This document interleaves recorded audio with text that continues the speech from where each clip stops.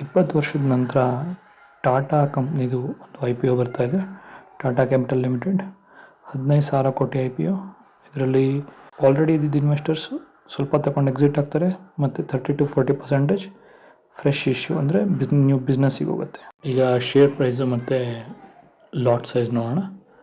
Price ಬಂದುಬಿಟ್ಟು 310 326 ಮತ್ತು lot size 46 minimum ತೊಗೊಳ್ಳೇಬೇಕು, ಅಂದರೆ 14,996 ಆಗುತ್ತೆ. ಅಕ್ಟೋಬರ್ 6 ಅಕ್ಟೋಬರ್ 8, 2025 ಅಂದರೆ ಡೇ ಆಫ್ಟರ್ ಟುಮಾರೋ ಮುಗಿಯುತ್ತೆ. ಇದು ರಿವ್ಯೂ ಬಂದುಬಿಟ್ಟು 8 ಬ್ರೋಕರ್ ಹೌಸ್ ಎಸ್ ಅಂದಿದ್ದಾರೆ ಮತ್ತು ಯಾರೂ ಬೇಡ ಅಂತ ಹೇಳಿಲ್ಲ. ರಿಟೇಲ್ ಇನ್ವೆಸ್ಟರ್ಸ್ 0.34 ಹಾಕಿದ್ದಾರೆ ಈ ತನಕ.